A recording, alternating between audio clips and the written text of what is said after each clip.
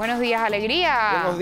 Buenos días, Flor, buenos días a los radioescuchas que nos sintonizan en la frecuencia de Telemetro Radio, a quienes nos ven por streaming a través de Metcongo, en RPC Televisión, en señal de televisión digital terrestre y a través de las plataformas de Telemetro Cuarto Poder en YouTube. Bienvenidos a la emisión de hoy, lunes 13 de febrero del año 2023. Hoy un saludo muy especial, muy afectuoso de cumpleaños a mi señora madre. Un abrazo. Felicidades. Bueno. Buenos días. El mismo día que nació Omar Torrijos, por cierto, 13 de febrero, unos añitos después, mi madre. Mi mamá es del 37, Torrijos es de 1929.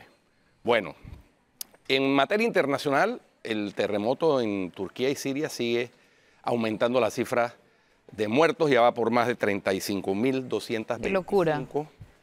Y la ONU ha dicho que se puede fácilmente duplicar esa cifra. Flor, y salió lo que habíamos planteado la vez pasada, de que no era normal que se hayan caído, por fuerte que haya sido el sismo, que se hayan caído tantos edificios. Ya salió a relucir el escándalo de la mala construcción sin seguir las normas técnicas antisísmicas, e incluso a un constructor que estaba tratando de escaparse del país fue detenido el viernes, y entonces ahora vendrán las investigaciones. Pero terrible, terrible. Incluso hay un videomontaje que circula en Twitter y en redes sociales de cómo era el área más afectada de Turquía antes y después del terremoto, como todo hecho de escombros. Es decir, la irresponsabilidad también tiene su cuota y la corrupción tiene su cuota de responsabilidad en esta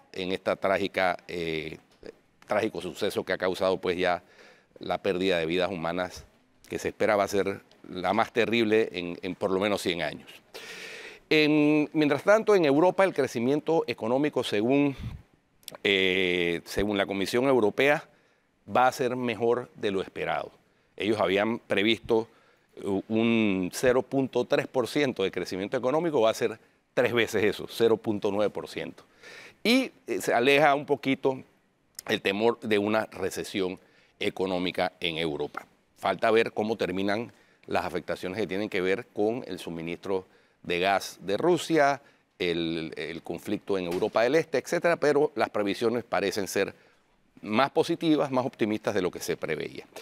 Y por último, en Honduras, el cardenal Óscar Andrés Rodríguez se pronunció duramente contra el dictador Daniel Ortega, hizo un llamado de atención en la homilía este domingo sobre la condena a 26 años de prisión a que fue sometido Monseñor Álvarez, nicaragüense que se negó a acompañar a los 222 desterrados que fueron deportados a Estados Unidos, liberados de la cárcel, presos políticos liberados de la cárcel, pero deportados a Estados Unidos, y además se les privó de la nacionalidad nicaragüense. España rápidamente dijo, el gobierno español, que adoptaría a esos 222 nicaragüenses como ciudadanos españoles. Pues bien, el cardenal Rodríguez ha dicho, las lecciones de la historia demuestran que los dictadores terminan mal. Mensaje muy claro. La Conferencia Episcopal Panameña también se pronunció condenando esa condena, valga la redundancia, absolutamente irracional, solamente con el propósito de enviar un mensaje contra la Iglesia Católica, que lo ha dicho Daniel Ortega, que la considera como un enemigo. Muy bien. Bueno, en el plano nacional hay un montón de cosas importantes. Recuerdan que hablábamos de la ley de licencia y mejor salario que había vetado por inconveniente el presidente Cortizo en noviembre. Bueno, ya fue avalada por la Asamblea. En tercer debate tuvo 37 votos a favor, 5 en contra, y ahora vuelve a manos de Cortizo. Esta ley es la que permitía a los alcaldes y representantes seguir ganando su mejor sueldo después de ser funcionarios en la elección. Deberá ser otra vez vetada, porque es exactamente lo mismo que había vetado antes el presidente. Sí. Y entonces, si la Asamblea insiste en aprobarla, es decir, por insistencia, entonces pasará a la Corte, que ya declaró la inconstitucionalidad, ¿te acuerdas?, de las leyes que permitían la licencia con sueldo para funcionarios electos popularmente. Sí, el tema es que es una vagabundería, Flor. Es una vagabundería. Tú no puedes, la Constitución establece que tú no puedes recibir un emolumento del Estado si no prestas un servicio. Entonces, si tú no estás prestando el servicio del salario mejor, ¿por qué vas a recibir ese emolumento? No puede ser. Porque son ellos, pues. No. Están tirando a ver el gancho para ver si la logran, pero... Pero es que es el asalto al erario. Ya sabemos lo que piensa Cortizo de la ley y ya sabemos lo que piensa la Corte de la Ley. Sí. Vamos a ver ahora si fallan en consecuencia con eso que ya han pronunciado antes, porque también hemos visto aquí que dicen que no están de acuerdo y después la vetan y después la sancionan o fallan a favor, en el caso de la Corte. Así que vamos a ver en ese tema. Vamos a esperar. Hablando de dineros que se van como al grifo, los representantes de corregimiento tuvieron la famosa reunión de la que habló Ricky Domínguez aquí para debatir el alza de los impuestos que pasó Fábrega como gol en agosto del 2022, pero no invitaron al sector privado a debatir. Entonces... no entiendo. Bueno, y la Corte acogió la demanda de inconstitucionalidad que presentó Ernesto Cedeño y suspendió el acuerdo famoso del Consejo Municipal, así que eso está ahí, está como el mercado del marisco, está en suspenso. Y hablando del mercado del marisco, después de haber publicado en el diario La Prensa las imágenes del deterioro evidente y la desidia que caracteriza el mantenimiento de la cinta costera, ya empezaron a ser renovadas ciertas cosas. Ya hay baños, por cierto, ya estaban habilitando las casetas de los baños, ¿cómo se llama eso? Las letrinas, y las letras del mercado del marisco ya fueron arregladas. Los basureros fueron recogidos ayer en la mañana. O sea que de algo sirve la presión mediática. Sí, lástima que tiene que ser mediante el método de presión constante, ¿no?, que actúan las autoridades. Si no, ahí estuviera eso en el abandono y así deteriorándose, y después cuesta más arreglarlo. Hablando de deterioro, Guido, el puerto de La Minera sigue cerrado y La Minera ya empezó a llamar a los proveedores y siguen sin firmar el acuerdo con el gobierno. Mañana ya se cumplen 2 meses desde la fecha límite que estableció el propio gobierno para tratar el tema. Y nada que se llega a un acuerdo, a pesar de que la directiva de First Quantum se reunió en Panamá hace 2 viernes y no sirvió más que como vitrina internacional para hacernos ver lo pésimo que estamos quedando a nivel de seguridad jurídica aquí. Hay líos jurídicos varios, porque ese de La Minera es uno. Hay otro con Odebrecht, con el tema de los dineros que le debe el gobierno a Odebrecht por obras entregadas y recibidas, incluso por esta administración, pero que no les pagan. Y entonces Odebrecht no puede pagar la multa que tiene con el Ministerio Público, porque si no le pagan, ¿de dónde va a sacar? Entonces, problemas sin resolver como el del seguro, metido debajo de la alfombra. Ese nivel, ese tema judicial tiene como varios temas importantes, noticias que han salido el fin de semana, por ejemplo, lo de Leslie Loaiza, Guido, sí, que le revocaron revocaron el fallo de Loaiza, que ya ni siquiera es juez, sí, y ahora ordenaron un juicio por el blanqueo de capitales en los casos del PAN. Hay que ver en qué resulta eso. Le está el Tribunal Superior revisando los fallos, cuestionados fallos, por cierto, del juez Leslie Loaiza. Se hizo célebre con esos fallos y ahora pues se los están revocando y están llamando a rendir cuentas a las personas involucradas. Oye, hay que mencionar lo del incidente en La Joya el viernes. Eso es, 2 muertos, sí, un reo y un policía. Y un subteniente, con armas de grueso calibre. Esas armas de grueso calibre no entran ahí sin que haya complicidad de alguna de las autoridades, ya sea la policía, que es la responsable del perímetro exterior, ya sea los custodios, que son los responsables de lo que sucede dentro de las cárceles. Y van 20 armas decomisadas y que vamos a hacer requisa, pero ¿ya para qué? Sí, entonces, no, eso hay que hacerlo permanentemente. No, sí, pero a eso me refiero. Pero ahora ahí ya escuché al ministro Roger Tejada decir que van a comprar tecnología, creo que por una cifra de $25 millones. Todo eso está muy bien, pero si hay corrupción, de nada sirve la tecnología. Porque basta con que se hagan de la vista gorda, el que maneja el rayos X o el que maneja el inhibidor de las señales de los drones, para que entonces se pueda introducir cualquier elemento, sí, droga, licor, armas, etcétera, al penal. Entonces sí, la tecnología ayuda, por supuesto, pero es que hay que hacer una depuración de los organismos que están ahí, porque tiene que haber ha habido complicidad. No es posible que el arma de grueso calibre, no sé si viste la foto, Sí. haya entrado sin que nadie se haya dado cuenta. Eso tiene que ser con corrupción, no hay de otra. No hay de otra. Sí, definitivamente ese tema es importante. Y hay otros temas importantes, hablando de justicia, que estábamos hablando de justicia hace unos minutos. Se revocó la sentencia de los funcionarios del Seguro Social por las muertes de los neonatos y se condenó a los dos funcionarios, al doctor y a no me acuerdo quién más, al personal de enfermería. Muy comentada la sentencia, porque a veces hay sentencias que son ejemplarizantes, pero que no dejan de tener un grado de digámoslo así, de injusticia. Por las reacciones que he visto de sus colegas, aunque siempre hay la tendencia a la solidaridad gremial y demás, el doctor que fue condenado es un excelente profesional.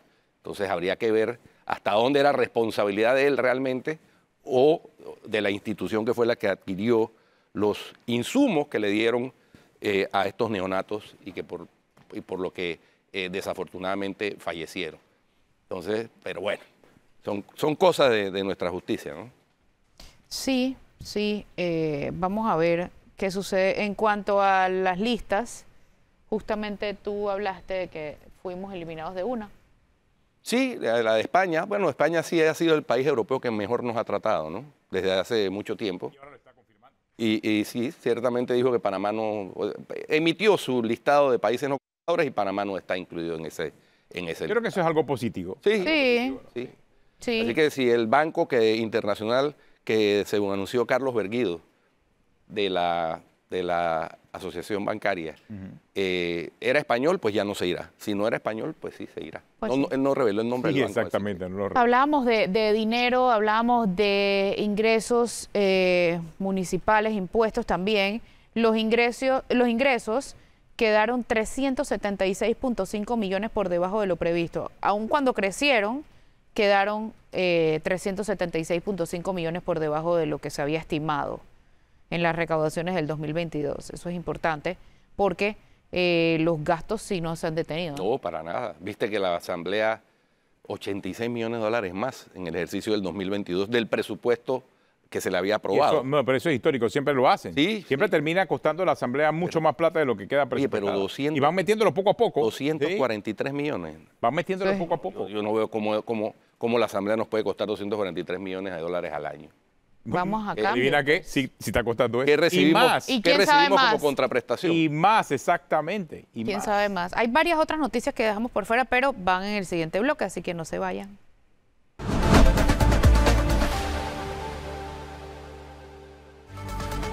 Bueno, estamos de regreso en Cuarto Poder. Ahí vemos imágenes en directo del trabajo de rescate que increíblemente 7 días después del terremoto continúan sacando con vida a personas debajo de los escombros.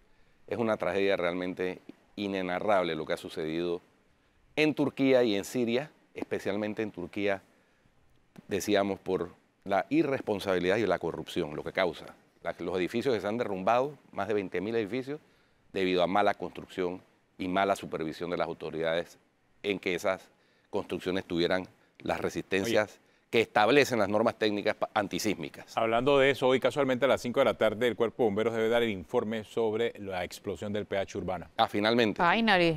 Bueno, Hoy a las 5 de la tarde. Pero nos Bueno. acompaña la secretaria general del Frente Femenino del Partido Cambio Democrático, Ana Giselle Rosas, está con nosotros esta mañana para hablar un poco acerca de las internas de Cambio Democrático y también de política en general. Ana Giselle, gracias por acompañarnos. Buenos aquí en Cuarto días, Poder. saludos, muchas gracias. Contenta de estar aquí en el Cuarto Poder. Por primera vez. primera vez. Primera vez, sí es cierto. Bueno, muy bien, bienvenida. Aquí siempre pasan los políticos. ¿Verdad? Algunos salen bien librados, otros no tan bien, pero hay que No, es importante estar. claro. que Ana sí. Giselle, cuéntanos, ¿tú a quién estás apoyando? ¿Rómulo Rux o a Yanivel? Mira, más de un tema de apoyar a quién, apoyar a una persona, es apoyar un proyecto. Yo he trabajado mucho por el fortalecimiento del Partido Cambio Democrático junto a miles de mujeres a nivel nacional y considero que es importante que sepamos defender nuestro partido, sepamos defender nuestro trabajo. Y el proyecto que encabeza Rómulo Rux va orientado precisamente a eso, a desentar la política, a modernizar el partido, a prepararnos como una propuesta real frente a las elecciones del 2024 y no estamos dispuestos a entregar el partido precisamente para ser segundones de otros. Así que en ese sentido yo respaldo el proyecto de Rómulo Rux, me siento parte de eso, creo que es lo más importante. O sea que Yanibel Ábrego quiere entregar el partido, es lo que claro, entiendo, ha ¿no? sido evidente, ella lo ha manifestado ya, que su interés es hacer alianza con otro partido y no necesariamente a la cabeza. Entonces siento que aquí hay una corresponsabilidad con esos más de 300.000 miembros de nuestro partido que aspiran a ser protagonistas y yo creo que uno trabaja para eso, para tomar decisiones, para colaborar con el cambio, para hacer las cosas bien. Y en este caminar que llevo ya como diputada, como secretaria nacional de la mujer, me he dado cuenta de la importancia de que cuando estemos en los cargos seamos coherentes con lo que hacemos, con lo que decimos, con lo que proyectamos y con ser ejemplo inclusive para otros que ven en nosotros esa oportunidad de que también quieran aspirar. Es parte de lo que hacemos con las mujeres. ¿Qué pasaría con Rómulo Rux si Yanibel termina quitándole democráticamente el partido? ¿Qué sería de Rómulo Rux sin CD? Bueno, yo siento que a lo interno y en el recorrido que hemos hecho a nivel nacional, vamos trazando la ruta para ganar. No estamos pensando en que vayamos a perder estas internas. Primero, el 19 de marzo es como un primer paso. Se enfrenta la Secretaría de la Mujer, la Secretaría de la Juventud, la renovación de los convencionales y de las juntas directivas de corregimiento en ese proceso de renovación. Posteriormente, entre junio y julio, se deben dar las primarias y es ahí en donde Rómulo directamente participaría a definir quién sería el candidato presidencial. Pero en este primer round, de manera muy marcada, yo me he presentado como esa propuesta afín al proyecto de Rómulo Rux. Me acompaña en mi fórmula Rosalía Ellis, que es la alcaldesa del distrito de Gironday, en la comarca Nueve Buglé, y con eso también queremos enviar un mensaje de inclusión, de participación a todas las mujeres del partido. Aquí no hay diferencia entre si eres una mujer de la ciudad, entre si eres una mujer campesina, entre si eres una mujer indígena. Todas debemos tener oportunidad de participar. Así que nosotros nos preparamos para ganar y el trabajo que hemos hecho durante los últimos años van a dar ese resultado el 19 de marzo. En la disputa esta que se está dando entre el liderazgo de Yanibel Ábrego y el liderazgo de Rómulo Rux, hay expresiones muy fuertes, sobre todo de parte de Yanibel Ábrego. Le dice a Rómulo Rux dictador, que se ha enquistado en el partido, que tiene secuestrado al partido. Sin embargo, Cambio Democrático, a pesar de esas discrepancias con ese tono elevado, sigue incrementando el número de adherentes. ¿Quiénes están sumando a esos adherentes? ¿Yanibel Ábrego para tomarse el partido o Rómulo Rux para conservarlo? Cambio Democrático no solamente incrementa en cantidad, sino en calidad de sus miembros. Yo siento que eso también es importante reiterarlo y reconocerlo. De Cambio Democrático hace unos años decían que íbamos a quedar en un cascarón, que cuando se creara el partido RM íbamos a quedar sin miembros. Y muy lejos de eso, cada día somos más y siento que somos mejores personas las que seguimos de manera activa dentro del partido. Seguimos superando los 300.000 inscritos, siendo el partido más importante de oposición. Nos perfilamos para conformar una gran alianza opositora y todo esto es positivo y precisamente es el mensaje que queremos enviar a la membresía. Esa es la importancia de este 19 de marzo, de mandar ese mensaje contundente. Cuando no hay argumentos, se utilizan precisamente estos epítetos y estos señalamientos. Y eso es lo que ha venido haciendo la parte que se opone a Rómulo Rux. Han tratado de presentar ante el Tribunal Electoral inclusive mecanismos que no son legales. Y así el Tribunal Electoral lo ha seguido manifestando con el reciente fallo que tuvimos la semana pasada, en donde nuevamente rechazan esa aspiración que ellos tenían de adelantar la convención. Ya las fechas de las elecciones están trazadas para el 19 de marzo para elegir los convencionales. De ahí se cumplirá con lo que establecen los estatutos de hacer el llamado para la elección de esa junta directiva, de igual forma para cumplir con las elecciones primarias y preparar nuestra oferta electoral para el 2024. Debe ser difícil para usted estar en la Asamblea con tantos diputados, siendo de su propia bancada, pero en contra de la dirigencia actual, ¿o no? Claro que sí, es difícil, pero siento que es un reto que como mujer política debemos saber enfrentar. A veces los obstáculos y hasta las amenazas no vienen. ¿Hay amenazas de parte de la bancada? Bueno, de alguna forma es entender que tus proyectos no son debatidos, que tus propuestas no son escuchadas. y así he recibido mensajes directos, inclusive han habido casos en donde he firmado proyectos y se ponen en suspenso porque mi firma aparece apoyando un proyecto. Y esas son cosas lamentables. La Asamblea es un órgano colegiado en donde la opinión de todos es valiosa. El elector fue sabio al escoger y dividir en distintas bancadas la proporción de participación.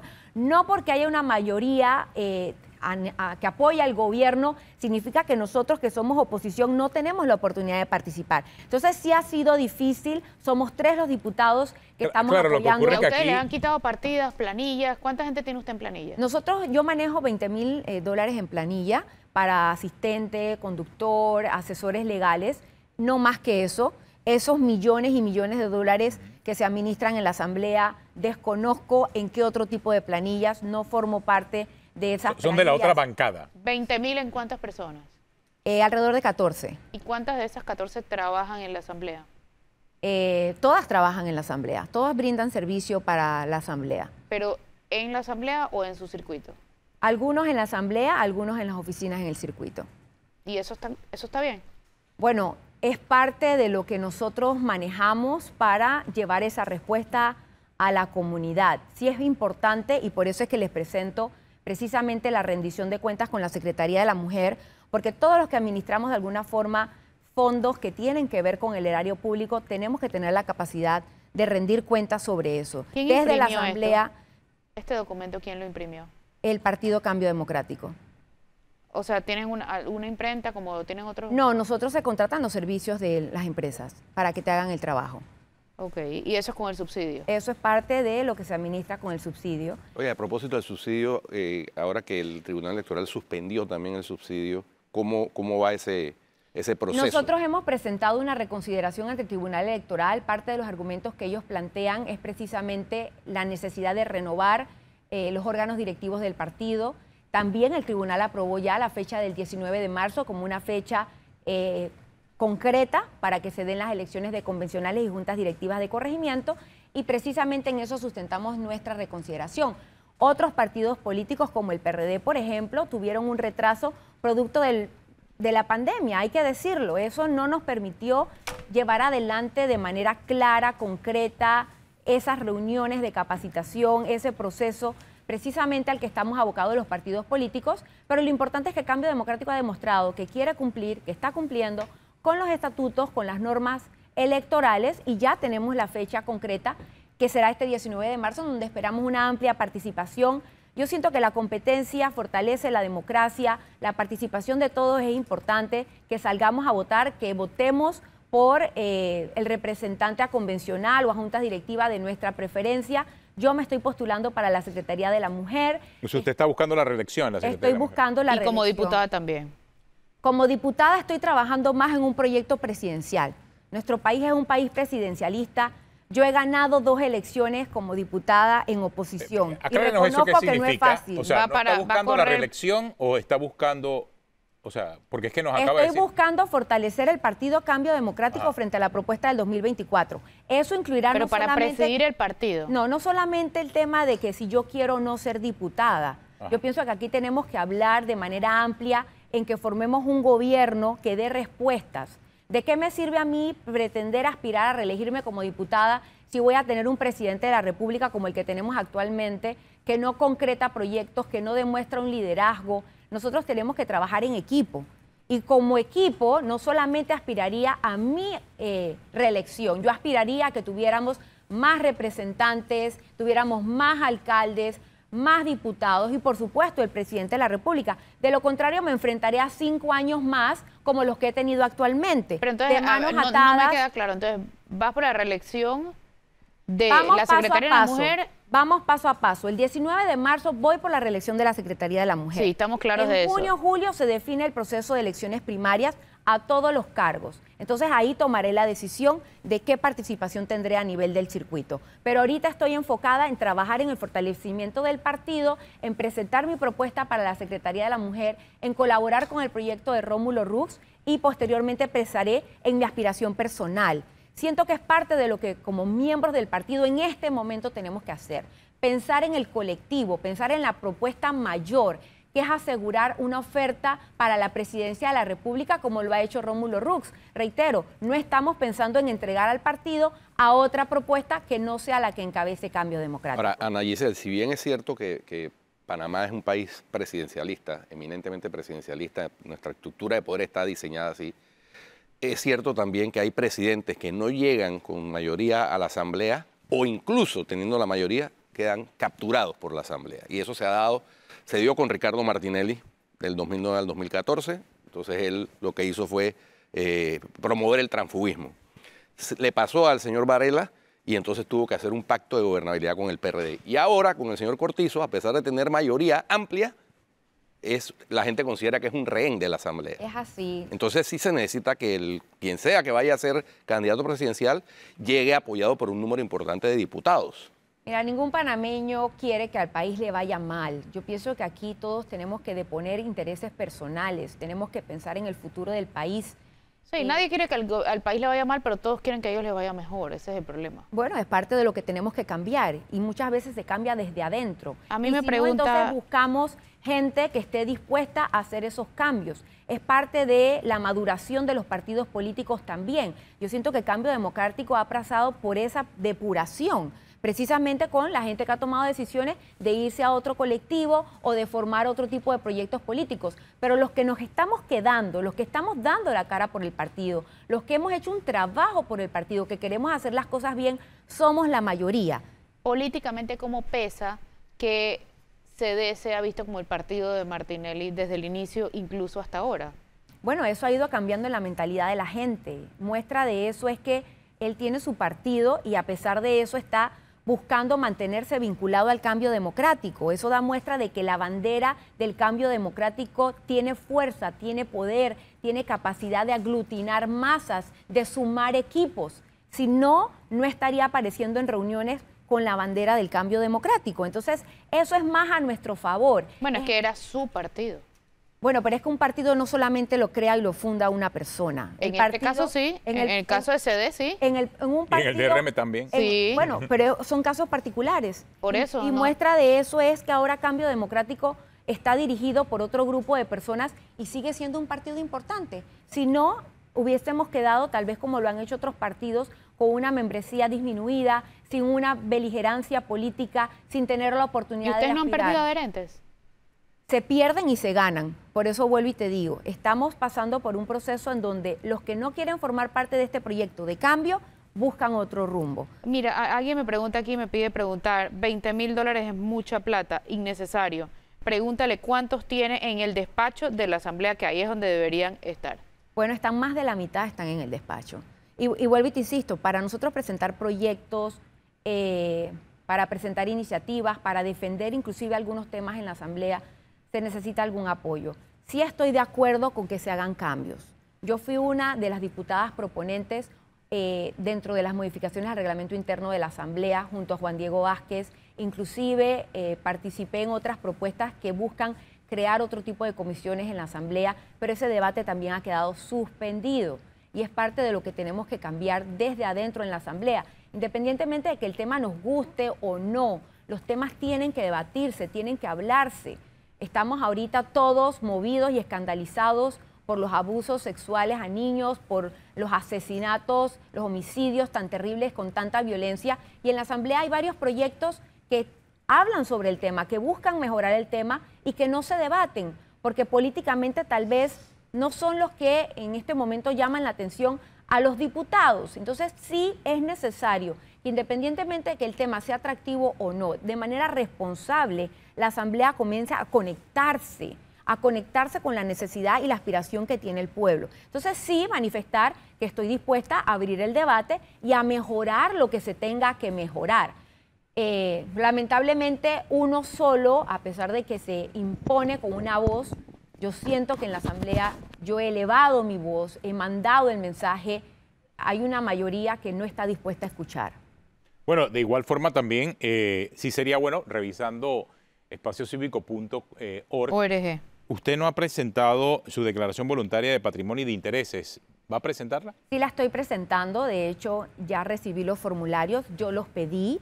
Pienso que es importante que se presente no tengo conflictos de interés, no formo parte de ninguna junta directiva, no tengo vinculación con ningún tipo de empresas. ¿Y por qué no lo había presentado antes? Porque, entre una de las cosas, no es un requisito obligatorio, es un tema voluntario. Entiendo la importancia de que nosotros como políticos manifestemos a qué situaciones comprometedoras pudiéramos estar y la ciudadanía lo exige. Entonces sí me comuniqué ya con ellos, recibí los formularios y me comprometo a que en estos próximos días, ya lo tengo listo, solamente puedes presentarlo. No solamente... No, muy bien, pero ¿por qué no lo había hecho antes? Era mi pregunta. Bueno, vuelvo y te insisto. Porque no era obligatorio. Es parte de entender que no es obligatorio, si es una iniciativa positiva, me muestro a favor de eso. Inclusive no solamente con esos formularios, ya se nos hizo llegar lo que tiene que ver con el cumplimiento de la nueva ley, también que habla sobre conflictos de interés. Nuestro país de alguna forma avanza a pasos lentos, pero sí es importante que nosotros participemos de estos cambios. Lamentablemente son pocos los diputados que lo han presentado de manera voluntaria y pienso que en la medida en que más nos vayamos involucrando en este proceso de transparencia y de rendición de cuentas, la política va también a ir avanzando. Bueno, le vamos a dar seguimiento al asunto. Cuando lo presenta, nos avisa y también veremos en Espacio Cívico si está su información o no está allí. Por supuesto. Ana Giselle, una inquietud que tengo, porque los políticos, y con mucho respeto por la actividad política, yo rechazo la politiquería, pero la política me parece que es una cuestión noble. Pero los políticos cambian de discurso dependiendo de las circunstancias. Entonces, usted hoy tiene aquí una narrativa muy coherente, muy estructurada sobre el futuro de Cambio Democrático. ¿Qué ocurriría con Ana Giselle Rosas si en el día de las elecciones se produzca que Yanirel Ábrego le quita el control del partido a Rómulo Rux? Bueno, yo pienso que es importante aprender en política que hay veces que se dan victorias y hay veces que no se dan. Yo he demostrado con mi caminar político que independientemente de las dificultades y hasta las injusticias, tengo la disposición de seguir caminando. Independientemente de los resultados del 19 de marzo, yo aspiro a tener un partido Cambio Democrático fortalecido como lo hemos hecho hasta ahora. Así que yo me preparo para eso, para ganar las elecciones, para unir el partido. Seguiría trabajando ¿Pero por el partido. ¿Bajo qué bandera? Bajo la bandera del Cambio Democrático. Aún cuando Yanibel gane. Bueno, yo pienso que inclusive en ese caso tienen que haber voces dentro del partido que estén vigilando de qué es lo que está pasando y qué es lo que se hace con el partido. Reitero, los cambios no se hacen desde afuera, tirando piedras desde afuera. Los cambios se hacen desde adentro, inclusive con posturas firmes que produzcan esos cambios.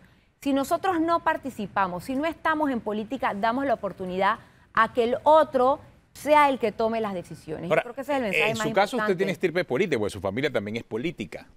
Pero, ¿cómo usted llega a Cambio Democrático? ¿Usted llega a la mano de Ricardo Martinelli o usted llega de la mano de quién? Bueno, mi papá fue diputado, fue Contralor General de la República, Luis Benjamín Rosas. Yo me agito en un partido político desde que tengo 18 años. Nosotros formamos parte de un grupo político familiar. Estuve casada con un vallarino que también tiene familia política. Nosotros éramos del grupo de los Molirena. Así es. Yo era miembro del Molirena. Ahí fue donde inicié mi caminar político. Y como grupo nosotros tomamos la decisión de formar parte del Partido Cambio Democrático. Yo me inscribí en Soná, de la mano del diputado Héctor Aparicio.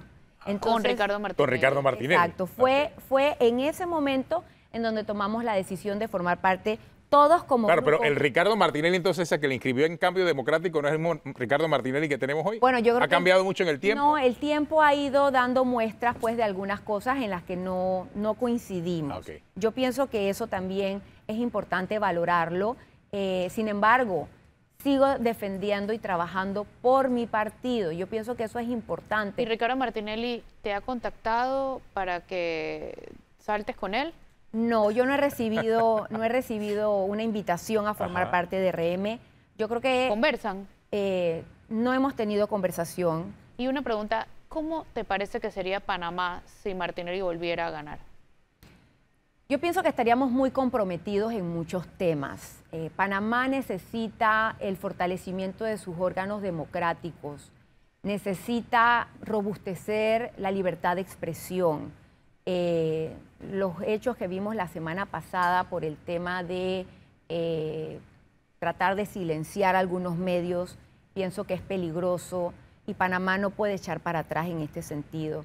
Entonces yo sí pienso que aquí los panameños tenemos que comenzar a evaluar lo que está en juego frente a las elecciones del 2024. ¿Qué está en juego? Más allá, la institucionalidad política, el respeto a las instituciones políticas, a los órganos de justicia, a los medios de comunicación, a la participación de la mujer.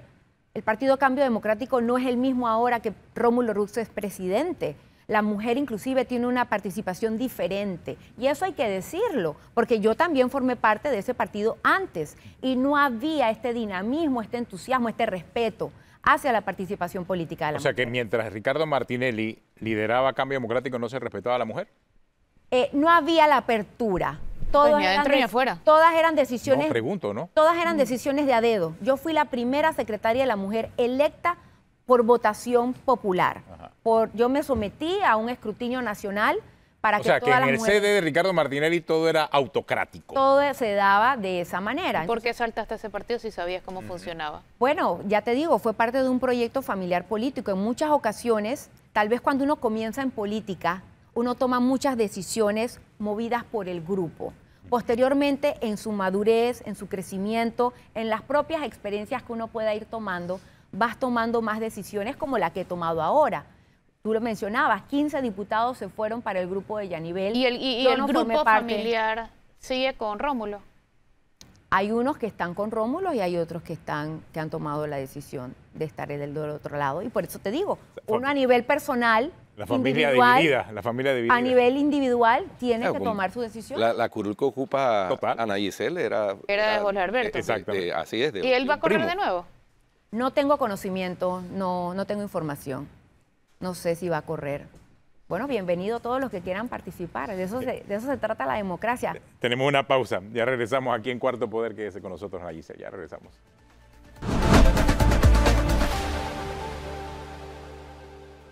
Bueno, seguimos aquí en Cuarto Poder. Ana Giselle, aquí me hacen una pregunta, creo que es muy válida.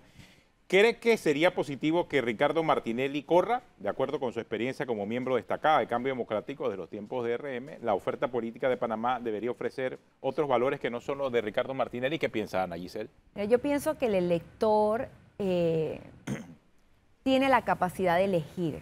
Yo pienso que aquí es importante que nos enfoquemos más en quiénes van a ser los candidatos, en que el elector tenga la capacidad de conocer cuál es esa oferta electoral y qué le ofrece, ¿no? La democracia se fortalece con la participación de todos. Lamentablemente hay veces en donde, lo vemos en la Asamblea, los distintos circuitos políticos están representados por lo que es más afín en esas áreas, ¿no? En la comarca, por ejemplo, tenemos diputados indígenas, en las áreas populares tenemos diputados que tienen una orientación más popular y así. Entonces, más que pensar si es positivo o no que corra, es pensar qué va a hacer el elector frente a la posibilidad de la oferta electoral que vamos a tener para presidente. ¿Qué diría, qué mensaje mandaría o qué diría del elector panameño que volviéramos a elegir a Ricardo Martinelli en este momento? Bueno, yo pienso que sería un llamado muy importante a que estamos buscando cuál es nuestra aspiración como sociedad, qué tipo de país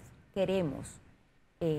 Eso es lo que más, de alguna forma, tratamos con estas capacitaciones, con esta formación, de abrirle los ojos, inclusive a los miembros del partido, porque no es solamente que tú te inscribas y ya formo parte de un partido y estoy buscando qué beneficio personal adquiero de estar en un partido político, sino es qué puedo proponer yo para mejorar esa política, para que si yo estoy en un cargo, hago las cosas como corresponden, predico con el ejemplo. Entonces sí es importante eso, que los partidos se preparen para que sus miembros estén identificados con esto. Lamentablemente no todos los partidos lo están haciendo. Ese tema de la capacitación, yo puedo hablar por la Secretaría de la Mujer del Partido Cambio Democrático, nosotros hemos demostrado una gran fortaleza, inclusive hemos ayudado a mujeres de otros partidos políticos ¿Y qué a piensas que tengan de esa formación. ¿Qué piensas de las denuncias por violencia de género presentadas por diputadas, 2 diputadas ya, con temas que no tienen nada que ver con género? Es delicado porque no podemos tampoco abusar de la figura, porque entonces demeritamos tal vez los casos en donde sí lo sean, y la gente lamentablemente no tiene la conciencia de la importancia que es atacar los delitos de violencia de género cuando realmente lo son. O sea, nosotros como mujeres políticos enfrentamos situaciones muy difíciles. De manera general, yo puedo hablar de que todas en algún momento lo hemos sufrido. Sin embargo, no podemos tampoco de manera personal asumir que siempre va a ser así. Entonces también es importante que nosotras le demos el valor que corresponde a este tipo de figuras jurídicas que buscan protegernos para que cuando realmente alguna mujer necesite valerse de eso, no se sienta que se ha abusado o que no tiene el sustento o el peso suficiente. Extinción de dominio, Ana Giselle. La Asamblea en boca de Cristiana Adames ha pedido que se retire el proyecto, cuando la facultad constitucional de modificar los proyectos que no les parece, la tiene precisamente la Asamblea. Bueno, es que yo les comparto lo que estamos viviendo.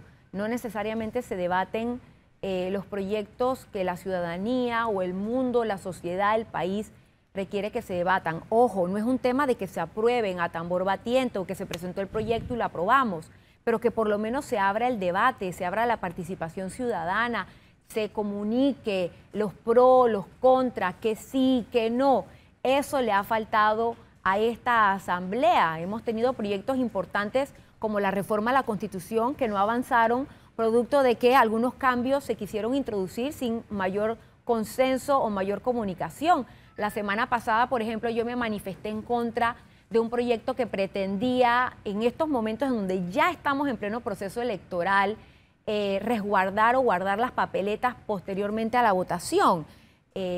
El debate es bueno, pero hagámoslo en tiempo oportuno. El Tribunal Electoral en estos momentos no tiene el presupuesto, no tiene el personal capacitado para cambiar las reglas del juego en mitad del juego. Para una responsabilidad adicional. Ya bastante nos cuesta cuidar los votos que se emiten. Imagínate tener que cuidar más de un millón de papeletas. Con relación al presupuesto, allí sí tengo una duda, porque es que ahí estoy viendo que lo aumentaron a 230 millones el presupuesto.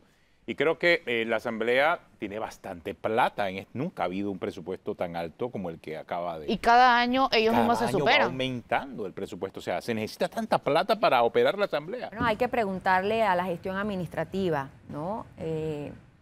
Yo no pienso que es positivo teniendo tantas carencias en otro tipo de instituciones, otro tipo de temas que deben ser atendidos. En materia de justicia, por ejemplo, nuestros juzgados necesitan mucho apoyo para dar soluciones más concretas y evitar impunidad. Entonces sí pienso que ese presupuesto, materia de salud, por ejemplo, yo represento un circuito. ¿Pero dónde se queda esa plata en la Asamblea? Bueno, habría que preguntarle al que se la gasta. Al presidente de turno. Porque... ¿Es así? Pero aunque no es el grueso de esos decenas de millones, cientos de millones, cada diputado tiene $20.000, los que conocemos, y usted ha dicho que usted tiene $20.000. ¿Eso es necesario, realmente necesario? $20.000. Se pueden hacer ajustes, pero es que el grueso del presupuesto no está en esos $20.000. No, estoy claro, y por eso dice la advertencia, no es el grueso, pero es innecesario, $20.000 por... Yo recuerdo cuando creamos el nodo de transparencia en la gestión pública a raíz de la ley de transparencia en la Defensoría del Pueblo, en aquella época, año 2002, los diputados tenían $4.000. Sí, ¿por qué tienen $20.000? $4.000. Cuando tú agarras los $20.000, los multiplicas por 12 meses y lo multiplicas por los 71, te da 17 millones. Sí. Ni siquiera llegamos a los 30 de los 230. O sea, ¿dónde están los 200 y pico de millones de más? Está bien, yo digo, no es el, o sea, no es el grueso, pero cada uno tiene una manera de colaborar. No es solamente decir, pregúntenle a la parte administrativa, sino que cada quien aporta eso. Completamente la planilla, por lo menos ahí estaríamos viendo que está esos 200 y pico de millones. El tema es que no aparece allí, no está allí registrado siquiera. Bueno, ahí nada más estamos hablando de 17 millones. Pero si ni al Contralor General de la República le dan la oportunidad de auditar la planilla. Hay que pedir, 0.82. O sea, ¿dónde están esos 230 millones? Es la gran pregunta. Porque de aquí, de esos 230, sabemos dónde están los 17, que es con relación a la planilla. Nada más sabemos esos 17. Bueno, y eso por... Y ni eso. Exactamente, y ni eso lo sabemos completo, porque es lo asignado. O sea, hay que ver, ¿no? Porque además deberían estar en la Asamblea, no en los circuitos. Claro. Y todos caen en lo mismo. Esa es la verdad. Son cosas que hay que mejorar, insisto. Yo pienso que es positivo escuchar a la ciudadanía y tomar medidas, ¿no? Claro que sí, es parte de... Pero es que todos saben que los funcionarios deben estar en la Asamblea. Eso se ha dicho 80 veces. Y todos tienen en los circuitos. O sea, por eso preguntaba, ¿cuántos en la asamblea? ¿Cuántos? Dicen, más de la mitad están en la asamblea, pero los demás están en el circuito. ¿Por qué están en el circuito? Bueno, ya te lo contesté, Flor, precisamente por una gestión que hay que hacer a nivel comunitario de coordinación, de trabajo, de proyección, de escucha. Muchos de los proyectos que nosotros presentamos están movidos por esas visitas que se hacen en las comunidades. Vuelvo y te digo, en materia de salud, por ejemplo, hay mucha carencia. Nosotros hemos presentado proyectos orientados a mejorar la condición de salud, al respeto también a los funcionarios que de manera política se busca desvincularlos de su participación en las instituciones. En el Hospital Regional de San Félix, por ejemplo, hemos recibido muchas quejas sobre el nombramiento de personal solamente vinculado a la comarca, a pesar de que es un hospital que atiende y que está en el oriente chiricano. Por un tema político se le brinda pues estas plazas a personas que no necesariamente inclusive tienen la capacidad técnica de cumplir con el objetivo de brindar servicios de salud. Entonces sí es importante pues mantener ese contacto con las comunidades, darle seguimiento, y el diputado tiene una función doble, porque nosotros no solamente trabajamos aquí en la asamblea, nosotros tenemos también una responsabilidad con la comunidad, inclusive de darle seguimiento a los proyectos. Este miércoles, por ejemplo, vamos a estar en Boca Chica y en Las Lajas con el ministro de Turismo, dándole seguimiento a proyectos de desarrollo turístico en la región. Entonces, cuando yo estoy acá, es necesario también buscar los mecanismos de mantener el contacto con los gobiernos locales, con las autoridades, con estar pendiente de que se cumpla con ese presupuesto del Estado, que llegue a las comunidades, que no se quede solamente en la asamblea, sino que también llegue a nuestras comunidades. El tiempo se nos acabó. Así que agradecemos a Ana Giselle Rosas. Pero esta es la primera, espero que puedan ser otras. Ah, no, claro. Seguramente, seguro. Si usted sigue en Telemetro Radio y en RPC Televisión, siga con El Brunch. Hasta mañana.